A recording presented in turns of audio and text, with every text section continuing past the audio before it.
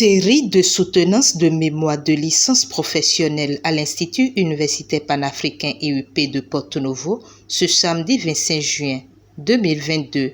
Une soutenance qui intervient après 3 ans de formation théorique associée à la pratique. Le président fondateur de l'IUP, l'enseignant-chercheur Dr Théophile Gbeyinoko-Diosonou, apprécie la qualité de la formation et du travail des étudiants. Ça fait environ un mois, disons, qu'on a commencé les soutenances à l'Institut universitaire panafricain, c'est-à-dire les étudiants qui ont fini l'année passée et qui n'avaient pas soutenu, ont commencé à soutenir d'abord et après, nous avons pris en compte ceux qui ont fini cette année et qui ont obtenu donc les 180 crédits valables pour donc être titulaires d'une licence.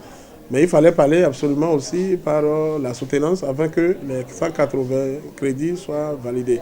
Et donc, ils ont procédé aussi à leur soutenance, on les a programmés. Et puis, bon, la soutenance a suivi et nous avons donc fait au moins 4 ou 5 soutenances déjà suivant les programmations. Donc, c'est pourquoi nous parlons de série donc, de soutenance à l'Institut universitaire panafricain à Porto Novo.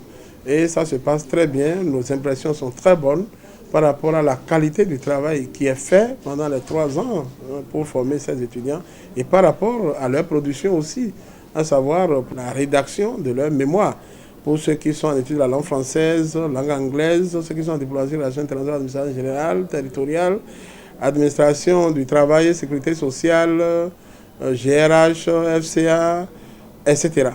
Et ceux qui sont en journalisme et communication multimédia, eux, ils font des productions audio, donc il y a une dissertation qui est théorique, et ils produisent aussi donc, des émissions audio que nous écoutons. Et je crois que c'est de très grande qualité, et je loue donc la qualité donc, de ces étudiants qui sont formés ici. Corinne Koublenou et Elisabeth Aïssou sont 2 étudiantes en fin de formation en journalisme qui ont défendu avec ardeur et brio devant les membres du jury constitué de professionnels des médias et d'enseignants d'université leurs travaux de recherche. Mon thème porte sur la contribution de Radio Wecker dans la protection de l'environnement à Porto Novo au Bénin. Et j'ai fait une production radiophonique sur l'enjeu de la sensibilisation sur l'hygiène à Porto Novo, cas du quartier Funfun Tokpa précisément.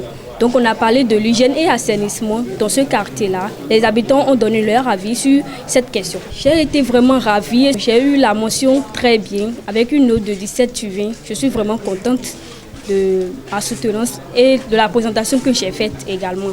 Ils ont suggéré des recommandations et avec ce qu'ils ont apporté, je pense que je peux insérer les corrections pour que ce travail soit une réussite. J'ai choisi faire ma soutenance sur le thème typologie d'une radio et politique de contenu, cas de Radio Wecker, parce que de nos jours, on a constaté que les radios ne prennent plus en compte leur statut. Conformément au code de l'information et de la communication, une radio privée commerciale doit faire au moins 60% de la publicité. Mais de nos jours, on a constaté que les radios changent parfois les horaires des émissions ou même ne prennent pas en compte leur statut en tant que radio commerciale, communautaire, associative ou autre.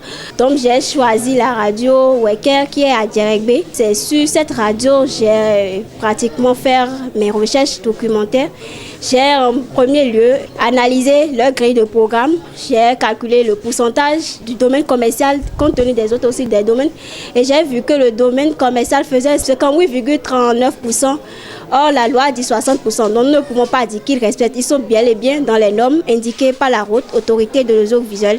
Mais j'ai remarqué que la radio n'a pas pris en compte certains domaines comme l'économie, parce que quand on parle du commercial, on doit faire recours à l'économie forcément. Aussi le social, pas en tant que tel, et les besoins de la cible. J'ai eu une mention très bien avec 17 sur 20. Cela prouve réellement que la qualité y est, puisque à voir la manière scientifique avec laquelle travaillent les étudiants, je crois qu'un travail est fait au niveau des encadreurs, que nous passons par cette occasion et nous les remercions sincèrement pour avoir accordé de leur temps pour pouvoir former ces étudiants et également ces étudiants même qui se sont rendus disponibles histoire de pouvoir rendre le meilleur d'eux-mêmes pour accomplir cette mission. Donc les étudiants ont vraiment travaillé.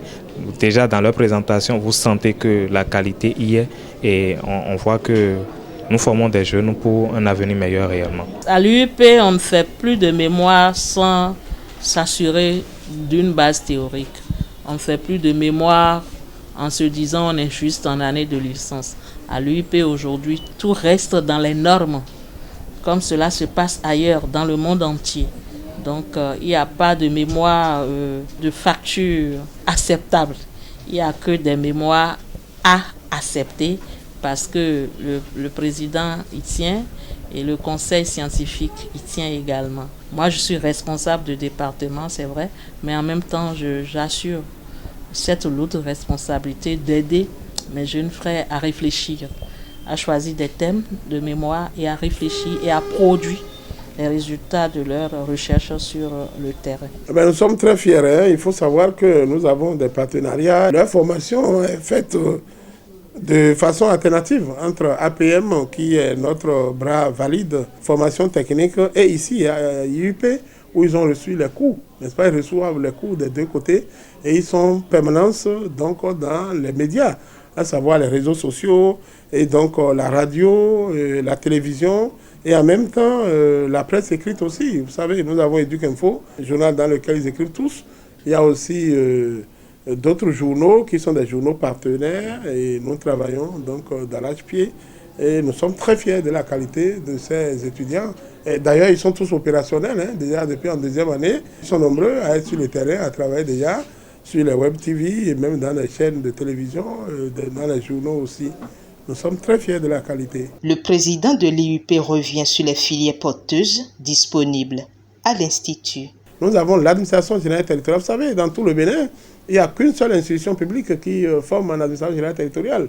L'État a bien voulu, il y a environ 10 ans déjà, donner l'autorisation à 2 écoles, une école à Cotonou et l'Institut universitaire panafricain à Porto-Novo, où nous formons en administration générale et territoriale, n'est-ce pas? C'est une formation de pointe.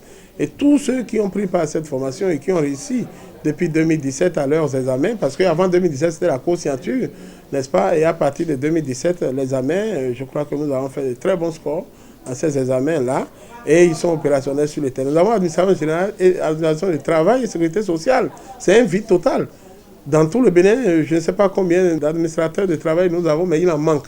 Il en manque parce que nous témoignons, n'est-ce pas, en faveur de nos étudiants qui, déjà en deuxième année, à travers leur stage, sont presque recrutés. C'est-à-dire qu'ils sont stagiaires, mais rémunérés pour travailler et accompagner donc les administrateurs qui travaillent à la main-d'œuvre et aussi ceux qui travaillent donc à la CNSS.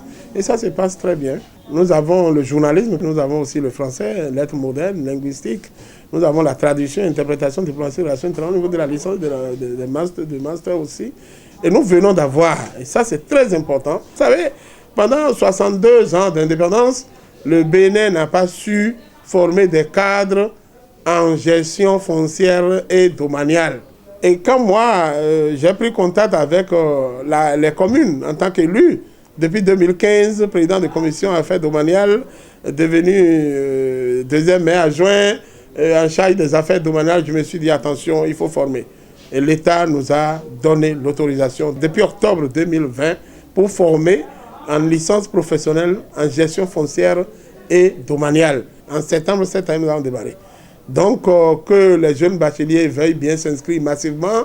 Et ceux qui ont fait topographie, géomètre, topographe, tous ceux qui ont leur BTS ou qui sont en DUT, tout ça là, ils peuvent s'inscrire aussi et faire leur licence parce que nous allons présenter la première promotion en 2023 à l'examen donc national de licence. C'est une filière très porteuse et lorsque vous avez cette licence, vous êtes opérationnel sur le terrain tout de suite. Les nouveaux bacheliers sont donc invités à s'y inscrire pour se faire former dans les filières d'avenir. Et notifions qu'outre le site de Porto-Novo, les soutenances ont également eu lieu sur le site de Kéto.